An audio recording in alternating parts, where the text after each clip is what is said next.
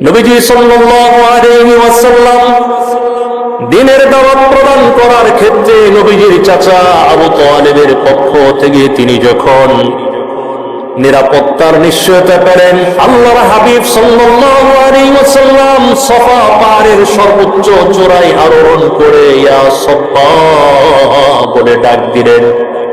তৎকালীন আরবের বর্বরতার যুগে কোন বড় ধরনের কোন বিপদ কিংবা কোন শত্রু বাহিনীর মুখোমুখি হওয়ার সম্ভাবনা দেখা দিলে সর্বোচ্চ চূড়ায় আরোহণ করে ইয়া সাফা বলে আহ্বান করতেন, ডাক দিতেন। নবী আলাইহিস সালাম সাফা পাহাড়ের সর্বোচ্চ চূড়ায় আরোহণ করে ইয়া সাফা বলে সকল গোত্রদেরকে কুরাইশদেরকে ডাকতে শুরু করলেন। প্রত্যেকটা কবিলার নাম ধরে ধরে সম্বোধন করে ডাকতে শুরু করলেন। হে বনু কুরাইশ, হে বনু আদি, হে বনু ফিহির, হে বনু আব্দে মানাফ।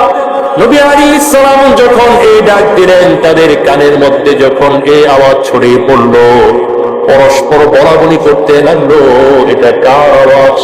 লোকেরা বলল, এটা তো আমাদের পরিচিত কণ্ঠ, আব্দুল্লাহর পুত্র মুহাম্মদের আওয়াজ।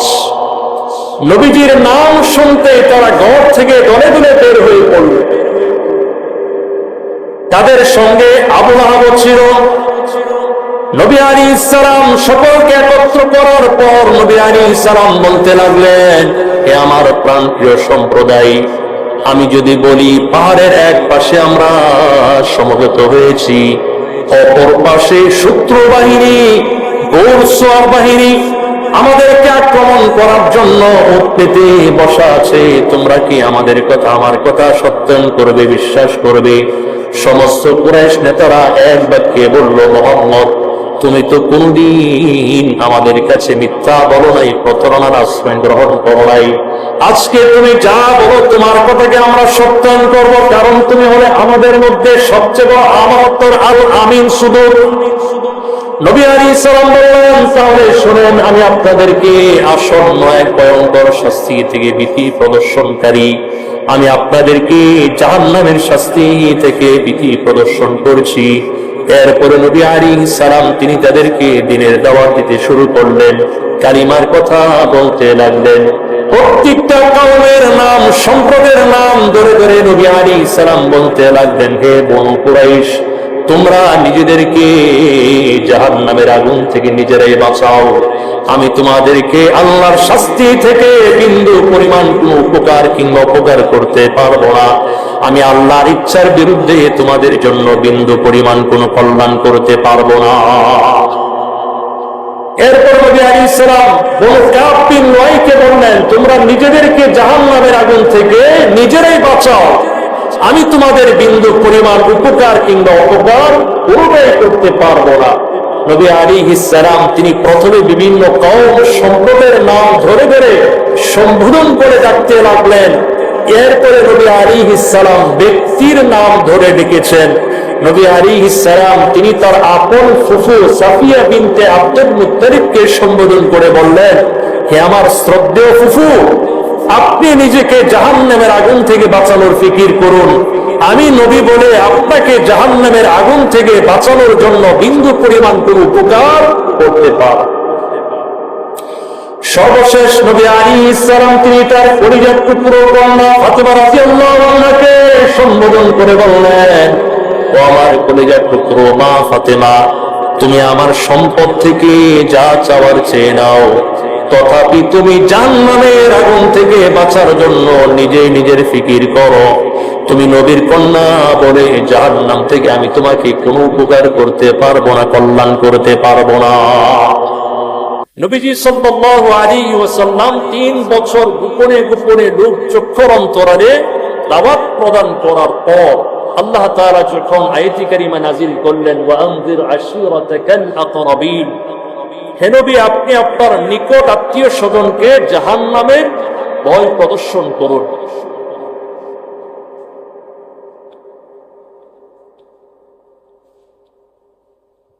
এই আয়াত নাযিল হওয়ার পরে নবী আলাইহিস সালাম বনু হাশিম গোত্রের নিজ আত্মীয় স্বজনকে তিনি এক জায়গায় ডাকলেন, সুতরাং নবী আলাইহিস সালামের ডাকে সাড়া দিয়ে তারা এক জায়গায় জড়ো হয়ে গেল। বনু মুত্তালিব, বনু আব্দে মানাফের একটা দল তাদের সঙ্গে যোগদান করলো। তাদের সংখ্যা ছিল ৪৫ জন পুরুষ। নবীজি সাল্লাল্লাহু আলাইহি ওয়াসাল্লাম যখন তাদের উদ্দেশ্যে বক্তব্য প্রদান করার ইচ্ছা পোষণ করলেন, তখন আবু লাহাব নবীজির মুখের কথা কেড়ে নিয়ে বলল, মুহাম্মদ, এরা হচ্ছে তোমার চাচা এবং চাচাতো ভাইদের বংশ, সুতরাং তুমি যা বলার বনিতার আশ্রয় না নিয়ে সরাসরি বলে ফেলো। রাসূল করিম সাল্লাল্লাহু আলাইহি ওয়াসাল্লাম সেদিন নীরবতা অবলম্বন করলেন। নবীজির জবান মুবারক থেকে একটা কথাও বের হলো না। এরপরে দ্বিতীয় আরেকদিন নবী আলাইহিস সালাম সকলদেরকে একত্র করলেন, ডাকলেন। নবী আলাইহিস সালাম তাদেরকে সম্বোধন করে বলতে শুরু করলেন, সমস্ত প্রশংসা আল্লাহ তাআলার জন্য। আমি সে আল্লাহর প্রশংসা জ্ঞাপন করছি। আল্লাহ তাআলার কাছে আমি কেবলমাত্র সাহায্য প্রার্থনা করি। আমি আল্লাহর উপর ভরসা করি, আল্লাহর উপর বিশ্বাস স্থাপন করি। আমি ঘোষণা দিচ্ছি যে আল্লাহ তাআলা এক, অদ্বিতীয়, তার কোনো শরীক নাই, তার কোনো মাবুদ নাই। তিনি বলেছেন যে আমি গোটা দুনিয়ার মানুষের জন্য আল্লাহ তাআলার পক্ষ হতে নবী এবং রাসূল হিসেবে আগমন করেছি। নবী আলাইহিস সালাম বলেছেন, আল্লাহর কসম, তোমরা যেভাবে ঘুমের কোলে ঢলে পড়ো, ঠিক সেভাবে একদিন মৃত্যুর মুখে ঢলে পড়বে। ঘুম থেকে যেমন তোমরা একদিন জেগে ওঠো, ঠিক মৃত্যুবরণ করার পর যখন কবরের মধ্যে তোমাদেরকে রাখা হবে, কবর থেকে তোমরা পুনরায় পুনরুত্থিত হবে। দুনিয়ার মধ্যে ভালো মন্দ, নেগেটিভ পজিটিভ সব কর্মের পাই টু পাই হিসাব দিতে হবে। দুনিয়ার কর্ম অনুসারে হয়তো তোমরা জান্নাত অথবা চিরকাল জাহান্নামের আগুনের মধ্যে থাকবে। নাউজুবিল্লাহ। এই ঘোষণা প্রদান করার পর নবীজির চাচা আবু তালেব বলে উঠল, ভাতিজা মুহাম্মদ, আমরা তোমাকে সাহায্য করতে কতটা পছন্দ করি সেটা তুমি জানো না। তোমার প্রতিটি কথা কাজকে আমরা দৃঢ়ভাবে সমর্থন ব্যক্ত করি। ভাতিজা মুহাম্মদ, তুমি তোমার দিনের কাজ দুর্বার গতিতে এগিয়ে নাও। আমি কথা দিলাম, যতদিন পর্যন্ত আমি আবু তালেব জীবিত থাকবো, আমি তোমার ডানে বামে সামনে পিছনে থেকে সাহায্য করব। কিন্তু ভাতিজা মুহাম্মদ, আমার পিতা আব্দুল মুত্তালিবের ধর্ম ছাড়তে কিন্তু আমার মন সায় দেয়। নাউজুবিল্লাহ বলে। এদিকে নবীজির আরেক চাচা আবু লাহাব বলে উঠল, মুহাম্মদ, তুমি তো আমাদের সাথে ফাজলামি ইতরামি শুরু করেছো। নাউজুবিল্লাহ মিন যালিক।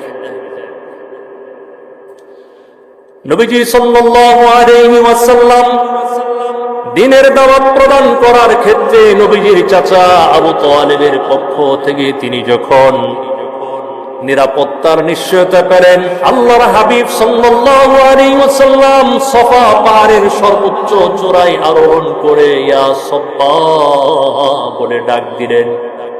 তৎকালীন আরবের বরকতার যুগে কোন বড় ধরনের কোন বিপদ কিংবা কোন শত্রু বাহিনীর মুখোমুখি হওয়ার সম্ভাবনা দেখা দিলে সর্বোচ্চ চূড়ায় আরোহণ করে ইয়া সাফা বলে আহ্বান করতেন, ডাক দিতেন। নবী আলাইহিস সালাম সাফা পাহাড়ের সর্বোচ্চ চূড়ায় আরোহণ করে ইয়া সাফা বলে সকল গোত্রদেরকে, কুরাইশদেরকে ডাকতে শুরু করলেন। প্রত্যেকটা কবিলার নাম ধরে ধরে সম্বোধন করে ডাকতে শুরু করলেন। হে বনু কুরাইশ, হে বনু আদি, হে বনু ফিহির, হে বনু আব্দে মানাফ। নবী আলাইহিস সালাম যখন এই ডাক দিলেন, তাদের কানের মধ্যে যখন এই আওয়াজ ছড়িয়ে পড়ল, পরস্পর বলাবলি করতে লাগলো, এটা কার আওয়াজ? লোকেরা বলল, এটা তো আমাদের পরিচিত কণ্ঠ, আব্দুল্লাহর পুত্র মুহাম্মদের আওয়াজ। নবীজির নাম শুনতে তারা ঘর থেকে দলে দলে বের হয়ে পড়ল। তাদের সঙ্গে আবু লাহাব ছিল। নবী আলাইহিস সালাম সকলকে একত্র করার পর নবী আলাইহিস সালাম বলতে লাগলেন, হে আমার প্রাণপ্রিয় সম্প্রদায়, আমি যদি বলি পাহাড়ের এক পাশে আমরা সমবেত হয়েছি, অপর পাশে শত্রু বাহিনী, ঘোড়সওয়ার বাহিনী আমাদেরকে আক্রমণ করার জন্য উট পেতে বসা আছে, তোমরা কি আমাদের কথা, আমার কথা সত্যায়ন করবে, বিশ্বাস করবে?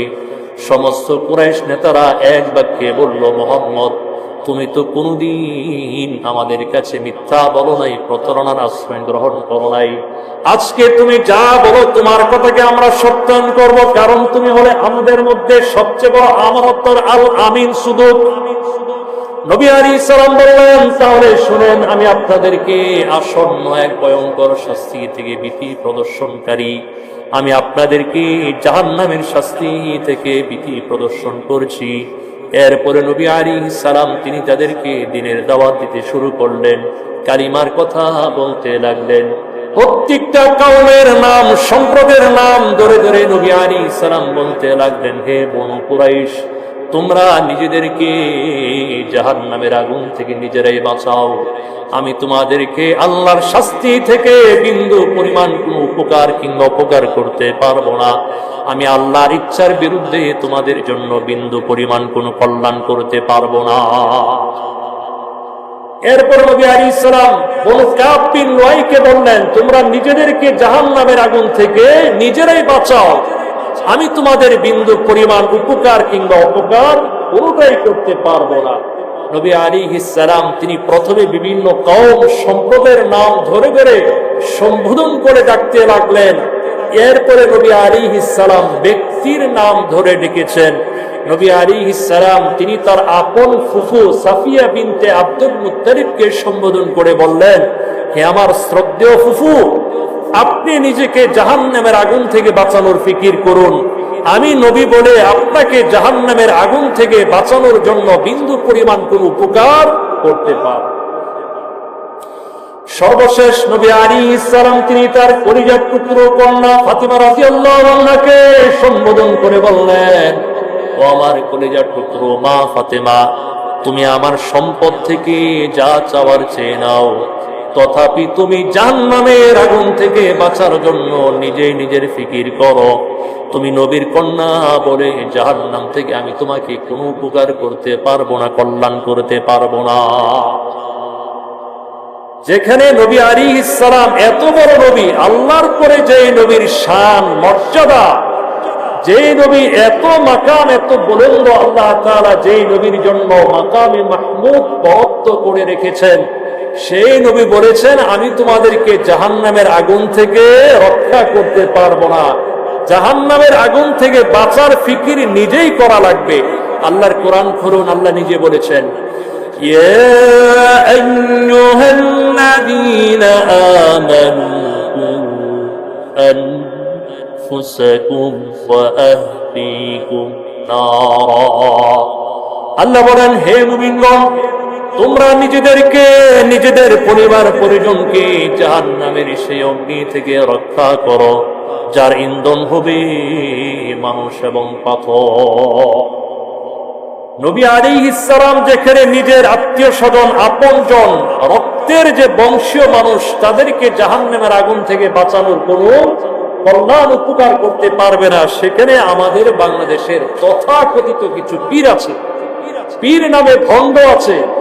এদের মধ্যে একটা হলো ভণ্ড দেওয়ানবাগী, এটা কয়েক বছর আগে মরছে। এই ভণ্ড দেওয়ানবাগী বলছে তাদের মুরিদান দেয়, তার বইয়ের মধ্যে লেখা আছে, বাইনাতের মধ্যে লেখা আছে, তার মুরিদান মরার পর যখন কবরে রাখা হবে, মুনকার নাকির প্রশ্ন করার আগে নাকি ফিরে তার কবরে উপস্থিত হয়ে যাবে। নাউযুবিল্লাহ। এমন বহু পীর আমাদের বাংলাদেশে আছে যারা বলে, বাবারা আমি তোমাদেরকে ছাড়া জান্নাতে প্রবেশ করব না।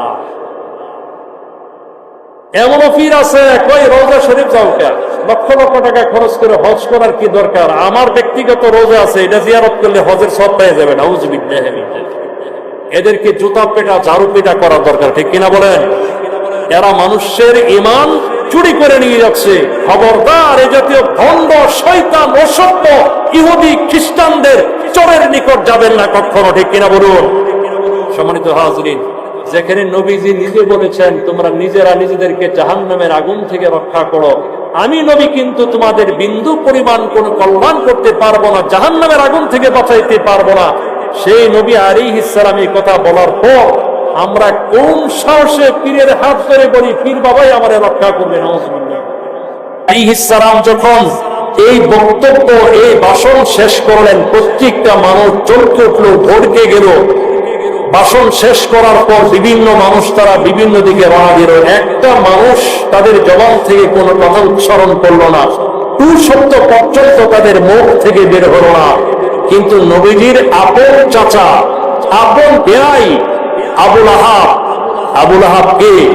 যেই আবুল আহাব নবী আলাইহিস সালামের জন্মের খুশিতে অতি সচ্চাই তার মহামূল্যবান বান্দিকে 2 আঙ্গুলের মাধ্যমে ইশারা করে বলেছিল, যাও আজ থেকে আমি তোমাকে মুক্ত স্বাধীন করে দিলাম। সেই আবুল আহাব নবী আলাইহিস সালামের সাথে চরম বেয়াদবিপূর্ণ আচরণ করল। আবুল আহাব বলল, তাব্বাল্লাকা সাইরাল ইয়াউম আলি হাদা দাওয়াতানা, মুহাম্মদ তোর সারাদিন ধ্বংস হোক। এমন কাজের জন্য, এমন কথা শোনাবার জন্য কি আমাদেরকে একত্রিত করেছিস? নাউযুবিল্লাহ। আবুল আহাব নবী আলাইহিস সালামের উপর পাথর মারার জন্য উদ্যত হলো। তখন আল্লাহ তাআলা সরাসরি কোরআনের আয়াত, কোরআনে কারীমের সূরা 111 নম্বর সূরা নাযিল করলেন। আল্লাহ বলেন, তাব্বাত ইয়াদা আবি লাহাবিন ওয়া তাব মা আগনা আনহু মালুহু ওয়া মা কাসাব سيصلى نارا ذات لهب وامرأته। আল্লাহ বলেন, ও নবী আপনার হস্তদ্বয় ধ্বংস হবে না, সারাদিন ধ্বংস হবে না। আবুল আহাবের হস্তদ্বয় ধ্বংস হোক, সে নিজেও ধ্বংস হোক। আবুল আহাব এই পৃথিবীর বুক থেকে চিরতরে নিশ্চিহ্ন হয়ে গেছে। কিয়ামত পর্যন্ত তার নামটা উচ্চারণ করলে মানুষ ঘৃণার সাথে উচ্চারণ করে। আবুল আহাব নবীর বিরুদ্ধে বদদুয়া করেছিল, তার পরিণাম এমন হয়েছে, এক ধরনের ব্যারাম, রোগ যেটাকে বলা হয় প্লেগ ব্যারাম। কি বলা হয়? প্লেগ রোগ। শরীরে বসন্ত হয় না, বসন্ত হয়ে তার পা থেকে মাথা পর্যন্ত এমন প্রচন্ড বসন্ত রোগ ধরা দিয়েছে, সারা শরীরের মধ্যে গা হয়ে কিরা হয়ে গিয়েছে।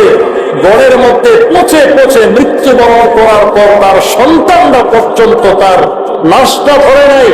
এলাকার মানুষ গর্ত খুঁড়ে ওই বাঁশের লাকড়ি দিয়ে খুঁচিয়ে খুঁচিয়ে তাকে গর্তের মধ্যে নিক্ষেপ করে জীবনের তরে পাথর চাপা দিয়ে দুনিয়ার জমিন থেকে শেষ করে দিয়েছে। নাউযুবিল্লাহ। মনে রাখবেন, যারা নবীদের শানে বেয়াদবি করে, নবীদের ওয়ারিস আলেমদের সাথে যারা বেয়াদবি করে, আল্লাহ তাআলা যুগে যুগে এদের প্রতিফল এমনটি আমরা দেখেছি। ঠিক কিনা বলেন? আবুল আহাব ধ্বংস হয়ে গেছে। আল্লাহ বলেন, তাব্বাত ইয়াদা আবি, আবুল আহাবের হস্তদ্বয় ধ্বংস হোক, সে নিজেও ধ্বংস হোক। সে দুনিয়ার মধ্যে যা উপার্জন করেছে, উপার্জিত ধন সম্পদ তার জন্য বিন্দু পরিমাণ কোনো কাজে আসে নাই। আল্লাহ বলেন, অচিরে সে এবং তার স্ত্রী উম্মে জামিল, যেই উম্মে জামিল নবী আলাইহিস সালামকে শারীরিক মানসিক নানাবিধ নির্যাতন নিপীড়ন করত, রাসূলকে উত্তপ্ত করত, হ্যারাসমেন্ট করত, এই উম্মে জামিল সহ জাহান্নামের লেলিহান শিকার মধ্যে প্রবেশ করবে। নাউযুবিল্লাহি মিন যালিক। এরপরে নবী আলাইহিস সালামের এই বক্তব্য গোটা মক্কার পাহাড়ে পাহাড়ে, বন্দরে বন্দরে, গলিতে গলিতে প্রতিধ্বনিত হচ্ছিল। সেই সময় আল্লাহ তাআলা কোরআনে কারীমের আয়াত নাযিল করলেন, ফাসদা বিমা তু'মার ওয়া আরিদ আনিল মুশরিকিন। আল্লাহ আপনাকে যা আদেশ করেছেন তা আপনি পালন করুন। কাফের বেঈমানদের কথাই আপনি কষ্ট পাবেন না, এদের থেকে আপনি মুখ ফিরিয়ে নিন, এদেরকে অ্যাভয়েড করে চলুন। এরপরে নবী আলাইহিস সালাম তিনি মক্কার প্রতিটি অলিতে গলিতে, বাজারে বাজারে, সভা সমিতিতে কালিমের দাওয়াত, দ্বীনের দাওয়াত দিতে লাগলেন। আল্লাহ রাসূল সাল্লাল্লাহু আলাইহি ওয়াসাল্লাম মানুষের কাছে দ্বীনের দাওয়াত পৌঁছাতে লাগলেন ওই ভাষায়, যেই ভাষায় পৃথিবীর সব আম্বিয়া আলাইহিস সালামগণ মানুষকে দাওয়াত দিয়েছেন। কোন ভাষায়? এটা আল্লাহ তাআলা কোরআনে বলে দিয়েছেন, ফাকালা ইয়া কওমি ইবুদুল্লাহ মা লাকুম মিন ইলাহিন গায়রু। হে আমার সম্প্রদায়, তোমরা আল্লাহর ইবাদত করো, আল্লাহর দাসত্ব করো, আল্লাহ ছাড়া পৃথিবীতে অন্য কোনো সেকেন্ড কোনো দ্বিতীয় কোনো উপাস্য নেই। সুবহানাল্লাহ। নবী আলাইহিস সালাম যখন বিভিন্ন জায়গায় দ্বীনের এই দাওয়াত দিতে লাগলেন, মানুষ ইসলামের উপর, ইসলামের দিকে হুমড়ি খেয়ে পড়তে লাগলো। কাফেররা এই দৃশ্য দেখার পর তাদের মাথা হট, তারা একদম বিচলিত হয়ে পড়লো। যেভাবেই হোক না কেন ইসলামের দাওয়াতের অগ্রযাত্রাকে থামিয়ে দিতে হবে। এদিকে আল্লাহর হাবিব তিনি উকাস মেলায় জুল মাজান্না সহ এমন কোন গুরুত্বপূর্ণ পয়েন্ট নেই যেখানে দিনের দাওয়াত মানুষের কাছে তিনি পৌঁছান নাই। দাওয়াত দিতে দিতে দাওয়াতের এই ধারা যখন পুরোদমে এগিয়ে চলল, এর কয়েক সপ্তাহ পর হজের মৌসুম চলে আসছে। হজের মৌসুম বিশ্বের বিভিন্ন রাষ্ট্র থেকে হাজী সাহেবগণ মক্কায় হজ ব্রত পালন করার জন্য আগমন করবেন। হজের মৌসুম যখন ঘনিয়ে আসলো, কাফের বেঈমানদের অস্থিরতা, তাদের চিন্তা চেতনা বেড়ে গেল। হাই, দুনিয়ার বিভিন্ন জায়গা থেকে হাজী সাহেবরা আসবে, মোহাম্মদ তো দিনের দাওয়াত দিবে, কালিমার কথা বলবে, কোরআনের কথা বলবে, মোহাম্মদের সংখ্যা বেড়ে যাবে, তার উম্মত বেড়ে যাবে, আমাদের দল তো কমে যাবে, তার দরবারি হয়ে যাবে। তারা একটা জরুরি পরামর্শ সভা ডাকলো, মিটিং কল করলো, যেভাবেই হোক না কেন মোহাম্মদকে কিভাবে দিনের দাওয়াত থেকে প্রতিরোধ করা যায়, প্রতিহত করা যায়, এ বিষয়ে তোমাদের সকলের পরামর্শ চাচ্ছি। এই লক্ষ্যে তারা ওলীদ ইবনে মুগীরাকে নেতা মেনে সকলে একত্রিত হলো। ওলীদ ইবনে মুগীরা বলল, তোমরা এক একজন এক এক ধরনের প্রস্তাব পেশ করো, আমরা মোহাম্মদকে কিভাবে থামিয়ে দিতে পারি, দিনের দাওয়াত থেকে যেন মানুষকে বিচ্ছিন্ন করতে পারি। হজের মৌসুম, মানুষজন আসবে, দিনের কথা শুনবে, মোহাম্মদের ভক্ত হয়ে যাবে, এটা কিভাবে প্রতিরোধ করা যায়।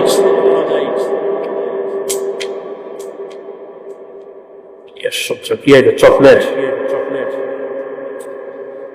এরপরে নবীজি সাল্লাল্লাহু আলাইহি ওয়াসাল্লামের ব্যাপারে মতামত চাওয়া হলে কেউ বলল, আমরা বলবো মোহাম্মদ হলো কাহেন, জ্যোতিষী, ওলীদ ইবনে মুগীরা বলল, আমি জীবনে বহু জ্যোতিষী দেখেছি, জ্যোতিষীরা বীর বীর করে মন্ত্র পড়ে ছন্দবদ্ধ কথা বলে। আল্লাহর কসম, মুহাম্মদের মধ্যে জ্যোতিষীদের কোন আলামত লক্ষণ তার মধ্যে বিদ্যমান নয়। মুহাম্মদ তিনি জ্যোতিষী হতে পারেন না। তাহলে কি বলা যায়? কেউ কেউ বললো, আমরা বলবো মুহাম্মদ একজন পাগল, উন্মাদ। ওলীদ ইবনে মুগীরা বলল, মুহাম্মদের চাল চরণ, আচার আচরণ, তার গেট আপ সেট আপ, তার বক্তব্য, তার থিওরি, দৃষ্টিকোণ কোনোভাবে একজন পাগলের সাথে মানানসই হতে পারে না। দুনিয়াতে তোমরা পাগল দেখেছ, পাগলের দাঁতে ময়লা, চুলগুলো লম্বা, উস্কো খুশকু থাকে, কিন্তু মুহাম্মদের চেহারা এত আকর্ষণীয়, এত মায়াবী, লাভলিময়, যে ব্যক্তি একবার মুহাম্মদের দিকে দৃষ্টি প্রদান করেছে, তার চোখ কোনদিন নবীর দিক থেকে সরাতে পারে না। আরে এই লোকের তোমরা পাগল বলতেছো, পাগল কি খাইতে পারবে, মার্কেটে চলবে? কেউ কেউ বললো, তাহলে আমরা কি বলবো? কয় তারে বলি আমরা জাদুকর। তিনি একজন জাদুকর, জাদুবিদ্যার মাধ্যমে মানুষকে ঘায়েল করে ফেলে। ওলীদ ইবনে মুগীরা বলল, আমি দুনিয়াতে বহু জাদুকর দেখেছি, জাদুরা জাদুকরা যে তন্ত্র মন্ত্র বলে মানুষকে বশ করে, মানুষকে পাগল করে, এগুলো কিন্তু মুহাম্মদের মধ্যে বিদ্যমান নাই। মুহাম্মদ তিনি কোনোদিন পাগল হতে পারে না। এবার সকলে বলল, নেতা তাহলে কোন কথা বলা যায়, আপনি বলুন। ওলীদ ইবনে মুগীরা বলল, আমাকে একটু সময় দাও। তিনি গভীর চিন্তার মাঝে ডুবে পড়ে গেলেন। আল্লাহর নবীকে কোন শব্দটা সমাজে মার্কেটের মধ্যে বললে সবচেয়ে বেশি গ্রহণ করবে, সেই চিন্তায় তিনি নিমগ্ন হয়ে গেলেন। এবার ওলীদ ইবনে মুগীরা চিন্তা করার পর তিনি বলতে লাগলেন, তোমরা যে শব্দগুলো মুহাম্মদের শানে বলেছ, এর মধ্যে যদি আমরা বলি মুহাম্মদ জাদুকর, এই শব্দটা মানুষ তুলনামূলকভাবে গ্রহণ করবে, কারণ মুহাম্মদের কথাবার্তায় এমন সম্মোহনী শক্তি, এমন আকর্ষণ, যে ব্যক্তি মুহাম্মদের কথা শুনেছে সে তার আপন ধর্মের বাবাকে ছেড়ে বিচ্ছিন্ন হয়ে গেছে। স্বামী স্ত্রী, স্ত্রী স্বামীকে ছেড়ে, স্বামী তার স্ত্রীকে ছেড়ে মুহাম্মদের দ্বীন ধর্ম আদর্শ গ্রহণ করে নিয়েছে। সুতরাং আজ থেকে আমরা হজের মৌসুম আসলে মানুষের মধ্যে প্রচার করব, মুহাম্মদ একজন জাদুকর, খবরদার মুহাম্মদের দ্বারের কাছেও যাইও না। আউযুবিল্লাহ।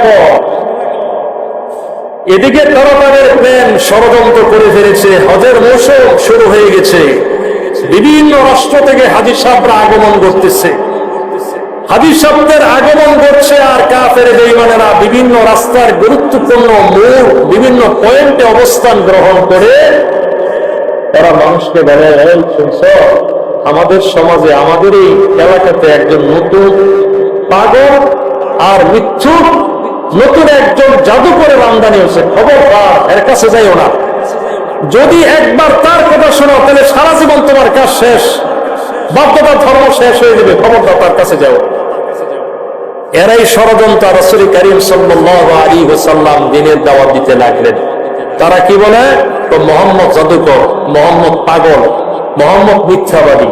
মানুষের কানে কানে এই কথা শুনে দিচ্ছে, মানুষের কানে কানে এই কথা শুনে দেয়। আর মানুষরা বলে, ইরে কি এই পাগলটা কেমন কেমন নতুন পাগল, একটু দেখা দরকার আছে, বলেন তো। আরবিতে একটি প্রবাদ আছে, আল ইনসানু হারিসুন ফিমা মুনিআ, মানুষ নিষিদ্ধ বস্তুর প্রতি লোভাতুর। যে জিনিসের প্রতি যত নিষেধ করা হয় ওই জিনিসের দিকে মানুষের আকর্ষণ বাইরে যায়, ঠিক কিনা বলেন? যেমন যেমন যেমন প্রতি বছর পূজার মৌসুমের আগে আমরা এত ওয়াজ নসিহত করি, যত বলি মুসলমানরা তত বেশি যায়, ঠিক কিনা বলেন? এটা হলো আমাদের ধর্মের প্রতি অনীহা, ধর্ম এবং দিন সম্পর্কে অজ্ঞতা ছাড়া আর কিছুই না। তো তারা বলছে যে খবরদার, মোহাম্মদ পাগল। হজের মৌসুমে হাজী সাহেবরা আসে হজ করার জন্য, কই কেমন পাগলটা একটু দেখার দরকার। আল্লাহ রাসূল এক নজর দেখেছে, দেখার পর তারা বলে, না না না, এটা কখনো হতে পারে না, তোমরা মিথ্যা বলেছ, অসত্য বলেছ। এই চেহারার মানুষ কোনোদিন পাগল হইতে পারে না, এই চেহারার মানুষ কোনোদিন মৃত্যুক হইতে পারে না, এই চেহারার মানুষ কোনোদিন মানুষকে জাদুটোনা বান করতে পারে না। সুবহানাল্লাহ। তারা যতই চেষ্টা করেছে রাসূল থেকে মানুষকে বিচ্ছিন্ন করার জন্য, ততই মানুষ পঙ্গপালের রাসূলের দিকে ঝাঁপিয়ে পড়ছে, দ্বীনের দাওয়াত গ্রহণ করছে, কালিমা গ্রহণ করে মুসলমান হয়ে গেছে। সুবহানাল্লাহ। রাসূল করিম সাল্লাল্লাহু আলাইহি ওয়াসাল্লাম মানুষের মধ্যে তিনি কোরআন তেলাওয়াতের মাধ্যমে দাওয়াত দিচ্ছেন, জায়গায় জায়গায় তিনি কোরআন তেলাওয়াত করছেন।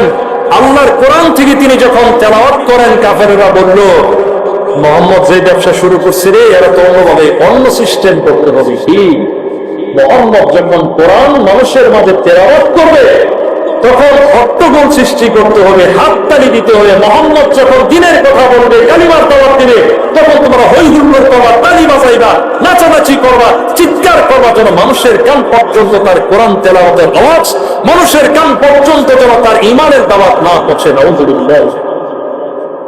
পয়গম্বর নূহ আলাইহিস সালাম তিনি যখন তার জাতিকে দাওয়াত দিতেন, অরক্ষের পাজি ছিল, সে আজ থেকে প্রায় 4041 আর একটু 4000 বছরের আগের কথা বলছি। নূহ আলাইহিস সালাম যখন দাওয়াত দিতেন, তিনি যখন প্রকাশ্য দাওয়াত দিয়েছেন, গোপনে গোপনে দাওয়াত দিয়েছেন, তিনি পাহাড়ে আরোহণ করে দাওয়াত দিয়েছেন, তিনি মানুষের কানে কানে দ্বীনের দাওয়াত দিয়েছেন। দাওয়াত যখন দিতেন, জাতির কওমের লোকেরা নূহ আলাইহিস সালামের আগমন টের পেয়ে নিজেদের চেহারাগুলো এরকম ভাবে ডেকে নিত। নাউযুবিল্লাহ। নূহ আলাইহিস সালাম যেন তাদেরকে চিনতে না পারে, তাদের সাথে কথা বলতে না পারে, তারা নারী না পুরুষ সাক্ষাৎ করে যেন দ্বীনের দাওয়াত না দিতে পারে, যেন চেহারাটা কেমন। ঠিক তৎকালীন আরবের মক্কার লোকেরা একই কাজ করেছে। আল্লাহ রাসূল কোরআন তেলাওয়াত করলে হট্টগোল করতো, দাওয়াত দিলে হট্টগোল করতো, চিৎকার করতো, চেঁচামেচি করতো, হই হুল্লোড় করতো, বাঁশি বাজাইতো, তালি দিত। নাউযুবিল্লাহ। যেই কথা আল্লাহ রাব্বুল আলামিন পবিত্র কোরআন মাজিদে বলেন, وقال الذين كفروا لا تسمعوا لهذا القرآن والغوا فيه لعلكم تغلبون। আল্লাহ বলেন, আর যারা কাফের তারা বলে, এই কোরআন যখন তেলাওয়াত করা হয় তখন তোমরা কোরআন তেলাওয়াত শ্রবণ করো না, কোরআন তেলাওয়াতের স্থলে তোমরা হট্টগোল সৃষ্টি করো, চিৎকার করো, হাততালি মারো, যেন তোমরা মুহাম্মদের উপর বিজয় লাভ করতে পারো। নাউযুবিল্লাহ। তারা কোরআন থেকে মানুষকে বিমুখ করার জন্য এই ষড়যন্ত্র করলো, হাততালি দিতে লাগলো, তালি বাজাইতো। আর আল্লাহ তাআলা কোরআনের আকর্ষণ এমন ভাবে সৃষ্টি করে দিয়েছেন, যারা কোরআন থেকে মানুষকে বিমুখ করার জন্য চেষ্টা করেছে তারাই আল্লাহর কোরআনের ভক্ত হয়ে গেছে। সুবহানাল্লাহ। আর রাতের অন্ধকারে আবু জাহেল, উতবা, সাইবা, ওলীদ ইবনে মুগিরারা রাসূল করিম যখন তিলাওয়াত করতেন রাতের অন্ধকারে দল বেঁধে বেঁধে রাসূল করিমের কোরআন তেলাওয়াত শ্রবণ করতে। সুবহানাল্লাহ। নবী আলাইহিস সালামকে আল্লাহ তাআলা এত চমৎকার সুন্দর কণ্ঠস্বর দান করেছেন, দুনিয়াতে আর কাউকে আমার আল্লাহ দান করেন নাই। সাহাবায়ে কেরাম তারা বক্তব্য দিয়েছেন, হাদিস বর্ণনা করেছেন, আল্লাহর নবী যখন কোরআন তিলাওয়াত করতেন তখন আমরা এতটাই বিমোহিত হইতাম, মুগ্ধ হইতাম, মনে হইতো আমরা দুনিয়াতে আছি না, জান্নাতের মধ্যে চলে গেছি, আমরা টেরই পাইতাম না। সুবহানাল্লাহ। নবী আলাইহিস সালামের তিলাওয়াত আমরা জীবনে কোনোদিন শুনি নাই। শুনছি ভাই, বলেন তো? দুনিয়ার কারীদের কণ্ঠে শুনেছি, কারি আব্দুল বাসিতের কণ্ঠে শুনেছি, আহমদ বিন ইউসুফের কণ্ঠে কোরআন তেলাওয়াত শুনি, বিভিন্ন নামী দামি কারীদের কণ্ঠে আমরা তেলাওয়াত শ্রবণ করি, কিন্তু যেই আল্লাহ তার হাবিবের উপর কোরআন নাযিল করেছেন সেই হাবিবের কণ্ঠেও আমরা জান্নাতের মধ্যে কোরআন তেলাওয়াত শ্রবণ করব। সুবহানাল্লাহ বলেন। নবী আলাইহিস সালামের তেলাওয়াতে মুগ্ধ হয়ে সেই কাফের বেঈমানরা যে আইন করলো কোরআনের বিরুদ্ধে, তারাই সেই কোরআনের তেলাওয়াত রাতের বেলা শ্রবণ করত। তারা দেখলো মুহাম্মদকে তো ঘায়েল করা যাচ্ছে না। যখন তারা এই জাতীয় সব প্ল্যান ষড়যন্ত্র, যখন তারা এই জাতীয় ষড়যন্ত্রগুলো ব্যর্থ হলো, তখন তারা নতুন সিদ্ধান্ত নিল। চতুর্থ বছর হিজরতের, নবুয়তের চতুর্থ বছরের গোড়ার দিকে তখন ইসলাম যখন ব্যাপকভাবে ছড়াতে লাগলো, দলে দলে যখন মানুষ ইসলামের দিকে দীক্ষিত হচ্ছে, তখন তারা নতুন করে আরেকটা ষড়যন্ত্র করলো। ষড়যন্ত্রের নাম হলো নির্যাতন, স্টিম রোলার। বুঝাইছি, পারে গ্রহণ করে না, এবার কি করতে হবে? মায়ের দিতে হবে। কাফেরদের প্ল্যান অনুযায়ী যখন কোন দরিদ্র গরিব মুসলমান ইসলাম গ্রহণ করত, তাদের উপর নির্যাতন, স্টিম রোলার চালু হয়ে যেত। আর মক্কার মধ্যে যারা সম্ভ্রান্ত সম্পদশালী লোক যখন ঈমান গ্রহণ করত, এই সংবাদ আবু জাহেলের কাছে পৌঁছার পর আবু জাহেল সরাসরি শারীরিকভাবে নির্যাতন না করলেও সম্পদ হানি, সম্পদ থেকে বঞ্চিত করা, সামাজিকভাবে বয়কট করার বিভিন্ন হুমকি ধামকি বিভিন্ন লোককে দেওয়া হতো। আল্লাহর নবীর সাহাবী হযরত উসমান রাদিয়াল্লাহু আনহু, তিনি ইসলাম ধর্ম গ্রহণ করার পর তার চাচারা, চাটাই আছে না, খেজুরের চাটাই, এরকম পেঁচিয়ে তাকে ধোঁয়া দিয়ে নাকের মধ্যে মুখের মধ্যে ধোঁয়া দেওয়া দিয়ে তাকে নির্যাতন নিপীড়ন করেছে। তথাপি উসমান রাদিয়াল্লাহু আনহু রাসূলের সঙ্গ ত্যাগ করেন নাই, ঈমানও ত্যাগ করেন নাই, কালিমাও ছাড়েন নাই, রাসূলের সান্নিধ্য থেকে এক মুহূর্তের জন্য বিচ্যুত হন নাই। সুবহানাল্লাহ। মক্কায় সাহাবে কেরামের উপর যে নির্যাতন, নিপীড়ন আর নির্যাতনের আগামী পর্বে আমরা সেই আলোচনাগুলো উপস্থাপন করব ইনশাআল্লাহ। যে কথাগুলো বলেছি আল্লাহ জাল্লা শানুহু আমাদের সকলকে বোঝার এবং আমল করার তৌফিক দান করুন। আবার আপনাদেরকে সর্বশেষ বলি যে ওই সুমুদ ফ্লোটিলার উপর আক্রমণ এবং গ্রেফতারের প্রতিবাদে গোটা পৃথিবীর ন্যায় আজকে জুমার দিন বাংলাদেশে বিশেষ করে আমাদের কোনাবাড়ি উলামা পরিষদ কর্তৃক বিক্ষোভ কর্মসূচির ডাক দেওয়া হয়েছে। জুমার নামাজের পর সুন্নত করে আপনারা সুশৃঙ্খলভাবে মসজিদের গেটে দাঁড়িয়ে যাবেন। এরপরে আমরা এই সাইডে যেহেতু কাদা থাকতে পারে, পানি থাকতে পারে, আমরা বিসিক দিয়ে সুশৃঙ্খলভাবে মেইন রোডে উঠে কোনাবাড়ি কেন্দ্রীয় জামে মসজিদের সামনে সংক্ষিপ্ত বক্তব্য, তারপরে আমরা ইনশাআল্লাহ যার যার মতো ছড়িয়ে আসবো। এটা হচ্ছে আমাদের ইমানের সর্বনিম্ন স্তর। আমরা ইসরায়েলের বিরুদ্ধে কোনো পদক্ষেপ, কোনো অস্ত্র ধারণ, কোনো শক্তি প্রয়োগ করার ক্ষমতা আমাদের নাই। আমরা পারি একটা দোয়া করতে আর বিক্ষোভ কর্মসূচি দিতে, যাতে আমরা তাদের প্রতি, যাদের উপর গ্রেফতার নির্যাতন করা হয়েছে, ড্রোন অ্যাটাক করা হয়েছে, এই হামলার প্রতিবাদে আমরা একটা তাদের প্রতি সহানুভূতি পোষণ করলাম। ইনশাআল্লাহ নামাজের পর আমরা সকলে অংশগ্রহণ করার চেষ্টা করব ইনশাআল্লাহ। আল্লাহ আমাদের সকলকে বোঝার আমল করার তৌফিক দান করুন। যারা সুন্নতে মুআক্কাদা কাবলাল জুমআ আদায় করে নাই